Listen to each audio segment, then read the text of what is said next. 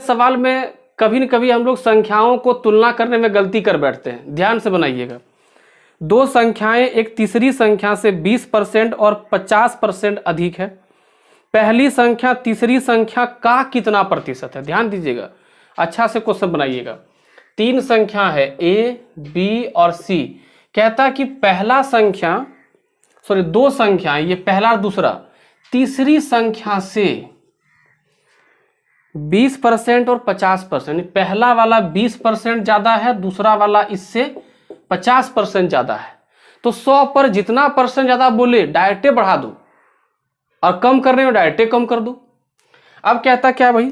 तो कहता है कि पहली संख्या तीसरी संख्या का कितना प्रतिशत है।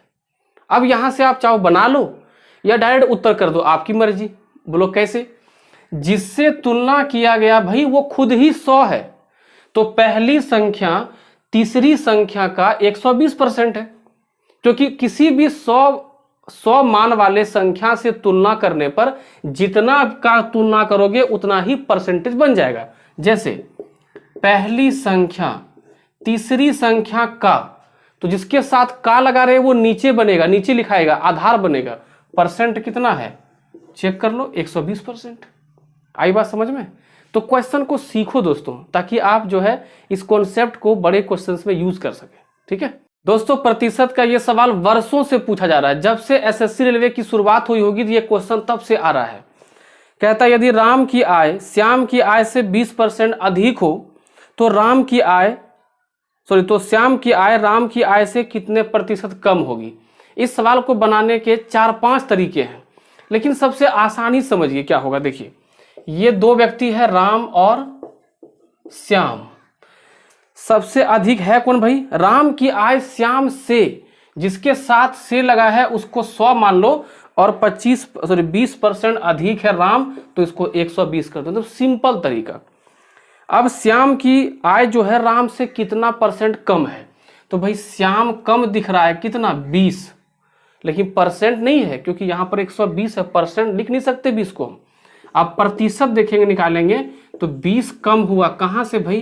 तो 120 से, और 100 से गुना करेंगे, ये यहाँ पे कट गया, 2 से काटेंगे 6, 2 से काटेंगे 3, और 50 को 3 से भाग करेंगे 33.1/3%। अगर ये सवाल बिना देखे बनाना है तो आप जाके मेरा यूट्यूब पे प्रतिशत का पहला चैप्टर देखिए। आपको इस क्वेश्चन में कलम भी क्या, मतलब 2 से 3 सेकंड काफी होगा इस क्वेश्चन बनाने के लिए, है कि नहीं दोस्तों? औसत का ये सवाल अक्सर आपको प्रैक्टिस सेट में दिख जाता होगा। आइए इसको देखते हैं कि कैसे हम लोग एक ही स्टेप में खत्म कर देंगे।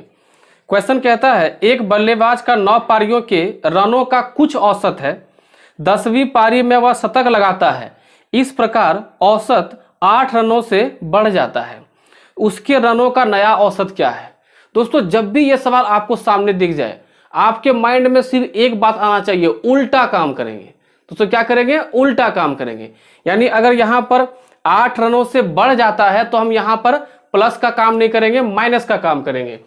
आप बताइए कि 10वीं पारी में कितना मारा है? शतक, सेंचुरी, यानी दोस्तों वो कितना होता है? 100।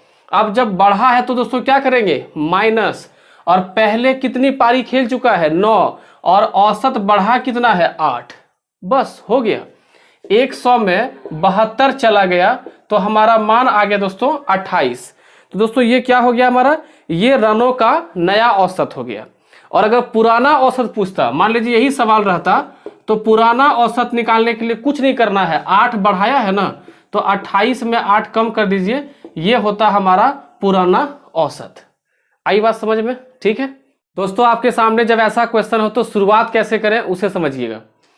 देखिए, आपको यहां पर कोई ना कोई यहां से यहां तक एक आभास संख्या दिखेगी। आभास समझते हैं? प्राइम नंबर जो किसी से नहीं कटता हो।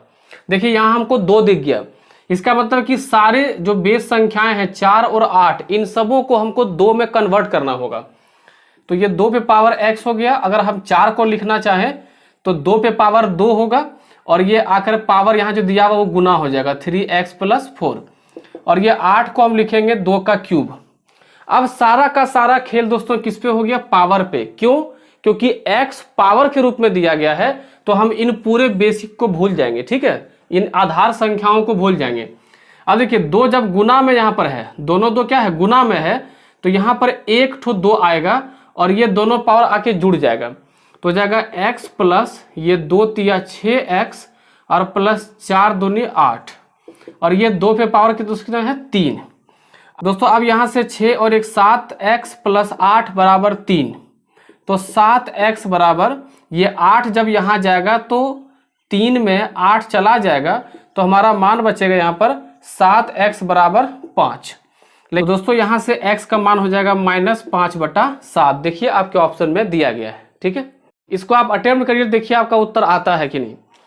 कहता है एक किले में 1500 व्यक्तियों के लिए 50 दिन के लिए पर्याप्त भोजन सामग्री है।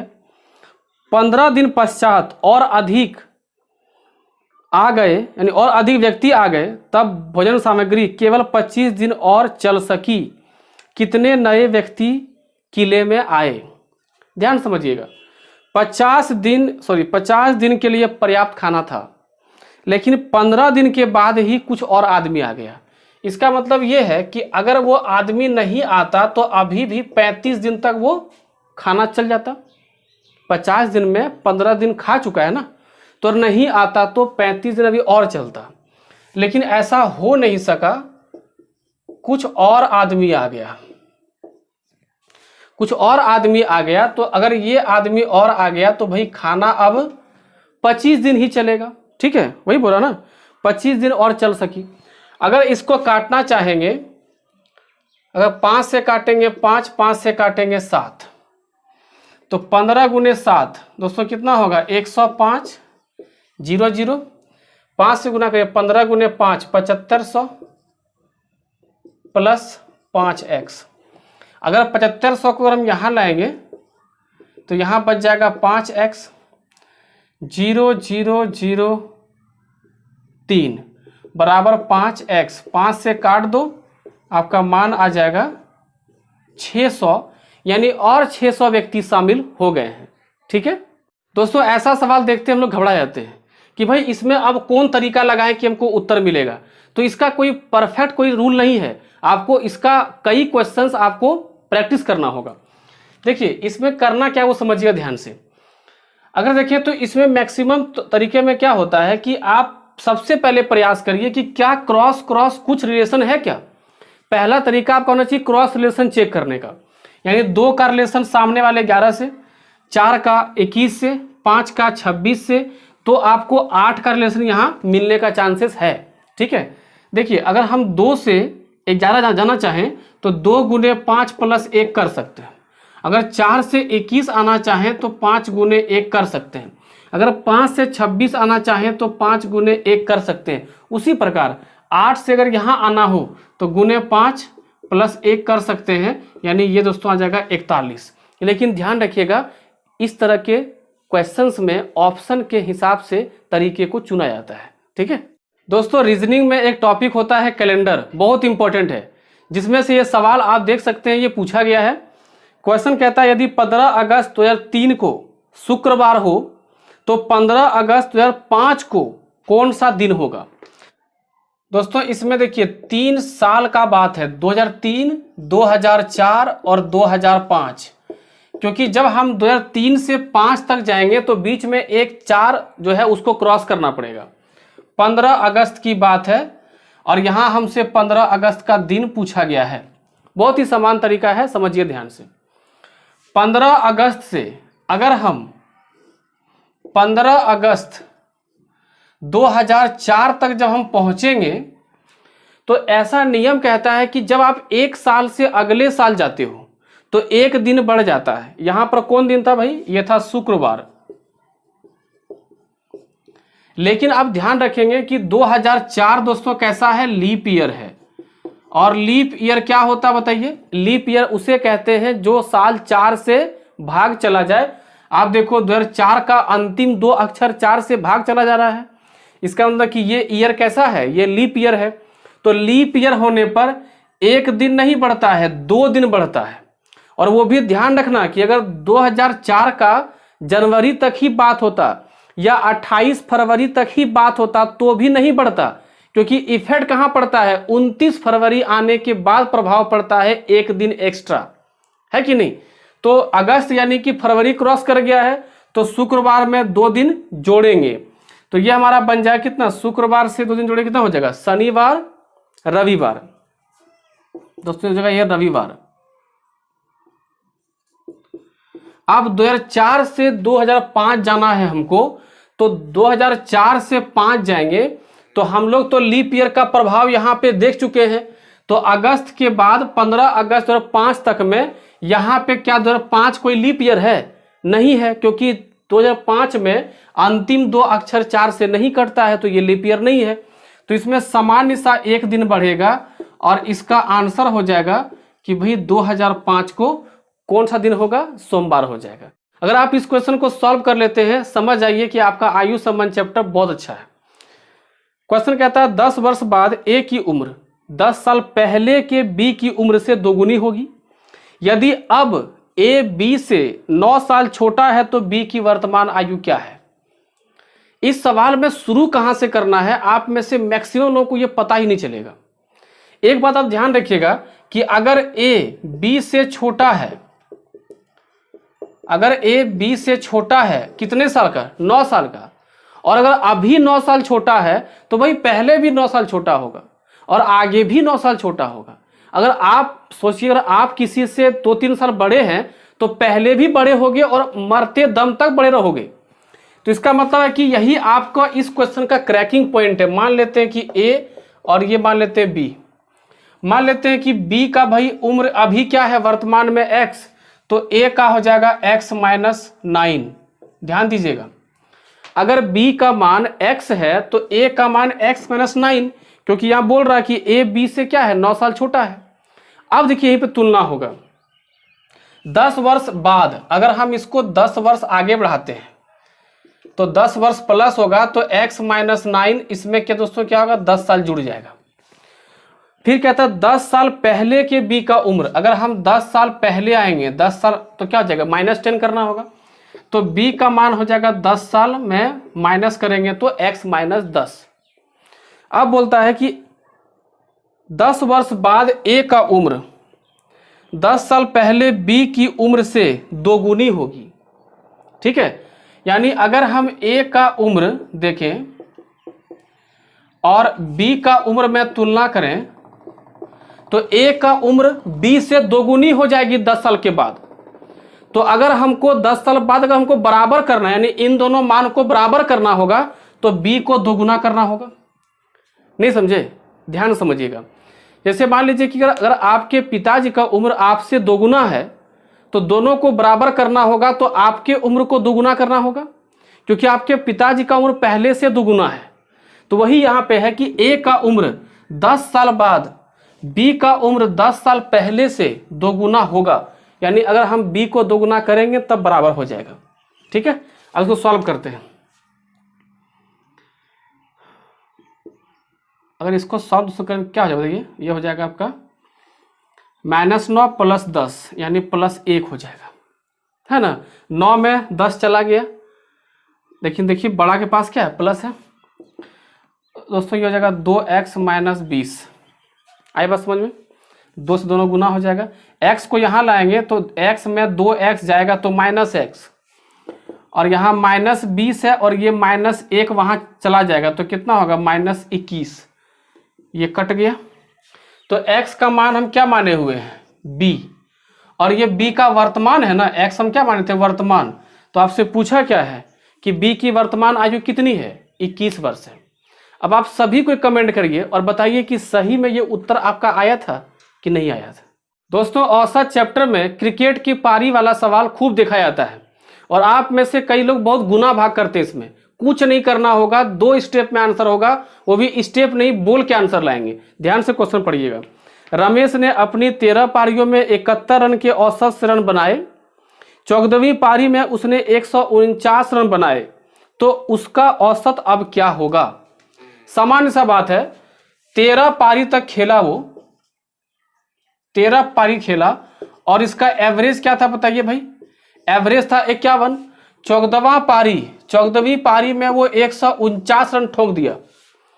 जरा इमेजिन करो कि अगर 14वीं पारी में आता और ये आदमी जो क्या नाम है इसका, रमेश, अगर वो 51 ही बनाता, 14वीं पारी में आता और 51 ही बनाता, तो क्या एवरेज में कोई फर्क पड़ता? नहीं, क्योंकि पहले से एवरेज क्या है? 51 है। लेकिन वो ठोक दिया 149, मतलब बहुत ज्यादा मार दिया है। अगर इसको हम घटाएंगे दोस्तों, ये मान आएगा आपका कितना हो गया, यहाँ 8 चला गया, यहाँ 14 में 5 तो 9 आ गया। यानी रमेश जो है 98 रन ज्यादा मार दिया, इसलिए इतना गड़बड़ वाला बात हो गया। तो ये 98 रन ये 14वां पारी पर बांट दो, तो 98 को 14 से भाग करोगे, आपका मान आएगा 7। इसका मतलब है कि आपका एवरेज जो 51 था, अब वो 7 बढ़ करके कितना हो जाएगा? 58। देखिए आपके ऑप्शन में दिया गया है। अब आप में से कई लोग कमेंट करेंगे कि सर इसको बनाने के तो गुना भाग आराम से कर लेते। भाई गुना कर लेते, लेकिन एग्जाम में कभी कभी डाटा इतना टेढ़ा देता है कि आप वहां गुना करने में टाइम वेस्ट कर देंगे, है ना। दोस्तों दिशा का ये सवाल अगर आपके सामने आ जाए तो आप इसे कैसे सॉल्व करेंगे? आप सभी कोई कोशिश करिए, और हमको लगता है कि आप में से 95% लोग इस क्वेश्चन में फेल हो जाएंगे। क्वेश्चन कहता है, सीता और गीता सूर्यास्त के समय एक दूसरे के आमने सामने खड़ी थी। यदि सीता की परछाई उसके बाईं ओर हो तो गीता का चेहरा किस दिशा में होगा? सामान्य सा सवाल है, पहले समझिएगा ध्यान से इसको। सबसे पहले तो आपको दिशाओं का ज्ञान इसमें होना बहुत जरूरी है। और दिशा कैसे पता होगा? सिंपल भाई, माथा जो है, सर, हेड जो है, हमको जहां दिखेगा वो क्या है? नॉर्थ। यानी दोस्तों ये क्या हो गया? नॉर्थ यानी उत्तर। उसका ठीक नीचे क्या होगा? दक्षिण, साउथ। और दाहिना हाथ क्या होगा? पूरब। और उसका उल्टा क्या हो जाएगा? पश्चिम यानी वेस्ट। अब बताओ कि सूर्यास्त के समय में दोस्तों सूर्य कहां होगा? सूर्य होगा पश्चिम की ओर, और पश्चिम की ओर होगा। तो इसका बताओ कि अगर हमको किसी भी व्यक्ति का दायां या फिर बायां अगर परछाई बनाना है, तो एक बात आप ध्यान रखिएगा कि दायां बने या बायां बने, सूर्यास्त में बने या सुबह बने, आदमी या तो नॉर्थ या तो साउथ में ही होगा। अब बात करते हैं कि किसकी छाया बनी है। तो भाई छाया बनी है इसमें सीता की परछाई बाईं ओर। अब सोचो कि अगर हम सीता को यहां रखते हैं, तो सीता अगर ऐसे खड़ी है तो भाई ये वाला क्या होगा? दाहिना हो जाएगा ना। आप देखो सीता ऐसे खड़ी है तो ये कैसा होगा? दाहिना हो जाएगा। इसका मतलब कि सीता यहां पर है और यहां पर दोस्तों क्या है? गीता है, वही नाम है जी, गीता है। अब इसका परछाई मान लीजिए ये रहा, इसका परछाई इधर पड़ा है, तो गीता का परछाई भी तो सूर्य अगर यहां है तो गीता परछाई कहां पड़ेगा? यहां पड़ेगा ना। तो गीता का परछाई भी यहां पड़ेगा। तो क्या पूछा गया है? तो गीता का चेहरा किस दिशा में है? तो भाई गीता का चेहरा देखिए किधर है? गीता का चेहरा किधर है? नॉर्थ की ओर है। तो गीता का चेहरा का उत्तर आ जाएगा उत्तर दिशा में इसका चेहरा है। आई बात समझ में? दोस्तों ट्रेन चैप्टर से आपके सामने एक सवाल है। कहता है एक ट्रेन 40 किलोमीटर प्रति घंटा की रफ्तार से चलती है। एक आदमी 25 किलोमीटर प्रति घंटा की रफ्तार से समान दिशा में ट्रेन के समानांतर चल रहा है, यानी पैरेलल चल रहा है। यदि ट्रेन 48 सेकंड में उस आदमी को पार करती है तो ट्रेन की लंबाई क्या होगी? इसमें बस आपको दो कॉन्सेप्ट पता होना चाहिए कि जब कोई ट्रेन किसी आदमी या किसी पोल या किसी पेड़ को पार करेगी, तो वैसे स्थिति में आदमी का लंबाई या पेड़ की लंबाई या पोल की लंबाई नहीं ली जाती है, यानी ट्रेन की लंबाई ही दूरी बन जाती है। पहला हो गया। सेकंड क्या है कि अगर कोई भी दो चीज समांतर गति में चले, यानी एक ही दिशा में चले, तो दोनों का जो गति है उसको माइनस करेंगे। अगर दोनों उल्टा गति में चलता तो क्या करते? प्लस कर देते। तो यहां पे अगर स्पीड की बात करें दोस्तों, स्पीड हो जाएगा 40 - 25 बराबर 15 किलोमीटर प्रति घंटा है। तो इसको अगर हम मीटर में चेंज करना चाहेंगे तो ऊपर में 5 आ जाएगा, नीचे 18। याद रखना, किलोमीटर से मीटर में जाने के लिए ऊपर 5 और नीचे 18 से भाग कर देंगे, गुना कर देंगे 5/18 से। ये कैसे होता है इसको हम चैप्टर में पढ़ा चुके हैं, वहां जाके देख सकते हैं। उसके बाद टाइम दोस्तों कितना है? 48 सेकेंड। अगर हम दूरी निकालना चाहें तो स्पीड गुना टाइम होता है। स्पीड है 15 × 75/18 और यहां 48। अगर आप इसको 6 से काटना चाहो तो 6 से कटेगा 3 बार में, और 6 से कटेगा 8 बार में, और ये 3 से कटेगा 25 बार में। 25 गुने 8 बराबर 200, यानी ट्रेन की लंबाई 200 मीटर होगी। ठीक है दोस्तों, समय और काम का ये सवाल जिसमें कि अंत में कोई व्यक्ति आकर शामिल होता है, बहुत अधिक पूछता भी है। आइए सवाल को सॉल्व करते हैं। कहता है पवन एक कार्य को 15 दिन में तथा प्रेम उसी कार्य को 12 दिन में कर सकता है। प्रेम ने कार्य शुरू किया तथा कार्य समाप्त होने के 5 दिन पूर्व यानी पहले पवन भी कार्य में शामिल हो गया, तो कार्य कितने दिन तक चला। इस सवाल को बहुत आसानी से बनाएंगे, समझिए कैसे। देखिए इसमें 2 व्यक्ति है, एक है प्रेम और एक है पवन। याद रखिएगा कार्य और समय के सवाल में आपको क्षमता जानना जरूरी है, और क्षमता क्या होता है, एक दिन में किया गया काम। तो प्रेम कहता है कि भाई 12 दिन लेगा, और पवन कह रहा है भाई कितना 15 दिन लेगा। अगर इन दोनों को अगर हम एलसीएम करेंगे 12 और 15 का, इसका एलसीएम निकलता है 60। इसका मतलब ये हुआ कि जो आप एलसीएम निकालोगे वही आपका पूरा कि दूसरा क्या होगा, काम होगा। अब अगर कोई आदमी प्रेम है जो 60 सेब मान लीजिए 12 दिन में खत्म करेगा, तो एक दिन में 5 सेब खाएगा, और ये एक दिन में 4 सेब खाएगा, क्योंकि 15 चौक 60। अब आप समझिए यहां ध्यान से, जैसे ये कार्य शुरू हुआ और ये मान लीजिए यहाँ पे खत्म हो रहा है। खत्म होने से 5 दिन पहले, मान लीजिए 5 दिन है यहाँ पे, प्रेम तो पहले से ही काम शुरू से ही लगा हुआ है, तो प्रेम तो यहां भी होगा, लेकिन साथ में दोस्तों यहाँ पे कौन आ जाएगा, पवन। प्रेम और पवन जब साथ आएगा तो 5 और 4 इसकी क्षमता कितनी होगी, 9, और 9 अगर 5 दिन तक काम करेगा तो 5 दिन में ये लोग 45 सेब खा जाएगा। अब इसके पास अगर हम बात करें शेष सेब जो यहाँ पे काम आया होगा इस जगह पे, क्योंकि अगर यहाँ पर ये लोग 45 सेब खाया है, तो यहाँ पर 60 में 45 माइनस कर दिए, कितना बचा होगा, 15 सेब। और यहाँ तो भाई प्रेम अकेला काम कर रहा था ना, क्योंकि यहां से 7 देने आया है पवन, तो प्रेम अगर 15 सेब खाएगा 5 के हिसाब से, क्षमता कितनी है 5, तो यहाँ पे वो 3 दिन में 15 सेब खा गया होगा, और यहाँ पे 5 दिन काम चला होगा, तो 5 और 3 8 दिन में ये पूरा काम फिनिश कर दिया होगा। ठीक है दोस्तों, ये जो सवाल आपके सामने है ये अभी इस साल कई सारे एग्जाम में आ चुका है। इस सवाल को बनाइएगा ध्यान से, क्योंकि इसमें कभी कभी परसेंटेज पूछता है या फिर कभी कभी पैसा में पूछता है। जैसे इस क्वेश्चन में पैसा में पूछ लिया है। कहता है एक घोड़ा और एक गाय प्रत्येक 12,000 रुपया में बेचे गए। घोड़ा को 20% की हानि पर तथा गाय को 20% के लाभ पर बेचा जाता है, तो लेन देन का परिणाम क्या हुआ, यानी क्या प्रॉफिट लॉस, यानी कितना टका लाभ या कितना टका हानि हुआ है।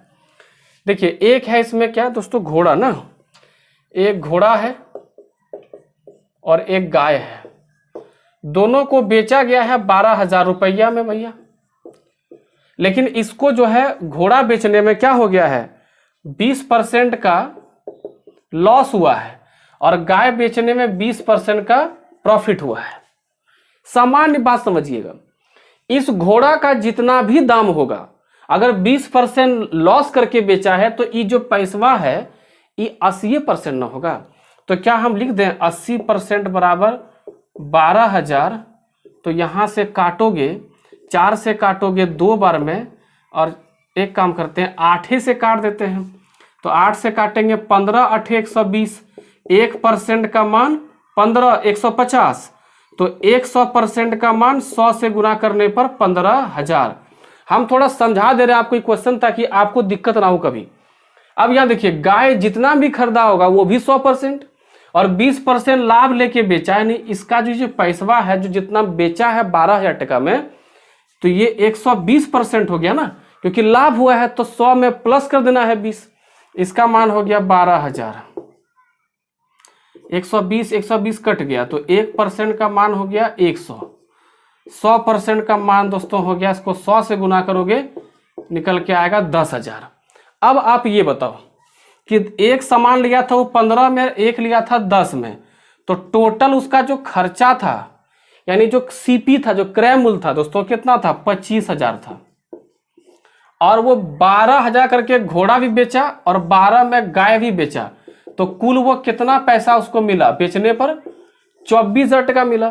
तो नहीं आपको लग रहा है कि ये लॉस में है, कितना लॉस में है, 1000 टका हानि में है। क्या दिया है कि नहीं? 1000 रुपये की हानि। आई होप कि आपको समझ में क्वेश्चन आ गया होगा। ठीक है, छोटा सवाल होता है लेकिन इसको पता होना चाहिए कि कैसे बनता है। कहता है किसी कक्षा में 9 विद्यार्थियों का प्राप्तांक 27, 79, 62, 57, 40, 84, 29, 71 और 80 है, तो इसकी माध्यिका क्या है? माध्यिका निकालने का सबसे बेहतर तरीका यह है कि आप पहले छोटा से बड़ा या बड़ा से छोटा में लिख डालो। तो सबसे छोटा भाई इसमें कौन दिखा हम लोग को? 27। उसके बाद दिखा हम लोग को 29। उसके बाद भाई 40। उसके बाद कौन दिख रहा है? 57। उसके बाद कौन दिख रहा है हम लोग को? 62। उसके बाद कौन दिख रहा है? 62 के बाद 71। और 71 के बाद कौन दिख रहा है हम लोग को? 79। और 79 के बाद 80। और 80 के बाद 84। 9 है ना? 4 4 8, अरे 10 हो गया जी। 4 3 3 6 9 हुआ। 3 3 6 3 9, ठीक है। 9 संख्या हो गया। 3 3 6 3 9। अब करना क्या है कि बीच में कौन सा आ रहा भाई? ये 4 खत्म कर दो, ये 4 खत्म कर दो। बीच में कौन सा आया? 62। देखिए आपके ऑप्शन में 62 दिया गया है, यही इसका मीडियन है ना बच्चा वाला सवाल। ठीक है, क्वेश्चन कहता है ए और बी का आय का अनुपात 2:3 है। उनके व्यय का अनुपात 1:2 है। यदि उनमें से प्रत्येक की बचत 24,000 रुपया है तो ए की आय क्या होगी? आपको सबसे पहले ध्यान देना है कि इसमें वैल्यू किसका दिया है? बचत का। तो बचत तक हम कैसे पहुंचेंगे? इनकम में क्या करेंगे? एक्सपेंडिचर यानी कि व्यय को हटा देंगे। तो 2 आदमी दिया गया है ए और बी। इसका आय दिया गया है, इनकम, और व्यय दिया है यानी एक्सपेंडिचर खर्चा। ये दिया गया है 2:, कितना भाई? 3। और दिया है 1:2। और ये दोनों बचा कितना रहा है? ये भी 24,000 और ये भी 24,000। अगर हम हिस्सा की बात करें तो 2 में से 1 हिस्सा खर्च कर रहा है, 1 हिस्सा बचा रहा है। 3 में से 2 हिस्सा खर्च कर रहा है, 1 हिस्सा बचा रहा है। दोनों का हिस्सा का भी मान सेम है, तो क्या हम ये कह सकते हैं कि 24,000 बराबर 1 हिस्सा। 1 हिस्सा मतलब 1 भाग। तो भाई ए का मान पूछा है तो 2 हिस्सा का मान 48,000। अगर बी का पूछता तो 3 हिस्सा का मान 72,000। और देखिए दोनों आपके ऑप्शन में दिए गए हैं, तो इसका ऑप्शन होगा डी नंबर। आई बात समझ में? ठीक है।